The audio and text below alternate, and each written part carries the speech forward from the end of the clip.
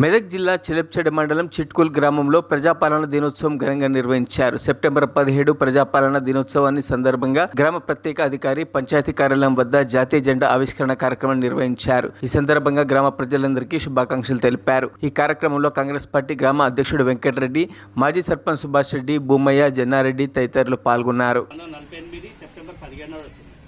అయితే దీనికి వివిధ ఇప్పుడేమో విమోచన దినోత్సవం జరుపుకుంటారు.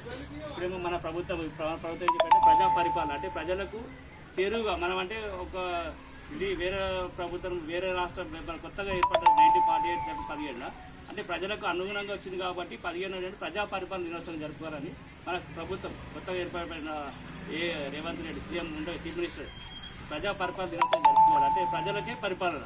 ఇంతకుముందు మనము కరెంటు కానీ గ్యాస్ కానీ ప్రజా పరిపాలన అని మనకు 10 రోజులు ప్రోగ్రాం పెట్టుకున్నారు. రైతు వేదిక అందరు గ్రామస్తులు కూడా అప్లికేషన్ పెట్టుకున్నారు.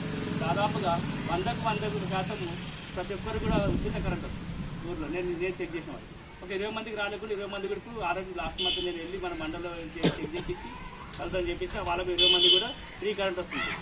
దాంతోపాటు సబ్సిడీ గ్యాస్ కూడా వస్తుంది. అంటే ఈ విధంగా ప్రజల వద్దకే పాలన అన్నట్టు కరెంటు ఫ్రీ కానీ గ్యాస్ ఫ్రీ కానీ ఇంకా ఏ పథకాలు వచ్చినా కూడా ప్రజల వద్దకు చేరుకోవాలనే ఉద్దేశంతో మనకు ఈరోజు ముఖ్యంగా ఏంటంటే మన సీఎం గారు ఏం చెప్పంటే ప్రజా పరిపాలన దినోత్సవంగా జరుపుకొని మన జాతీయ జెండా ఎగురవేసుకొని ప్రజలకు కూడా సమస్యలు తెలుసుకొని వాటిని పరిష్కరించాలని చెప్పి ఈరోజు మన కార్యక్రమం చేసుకున్నారు. దీనికి వచ్చిన గ్రామస్తులందరూ కూడా మరొకసారి ధన్యవాదాలు చెప్తున్నాను.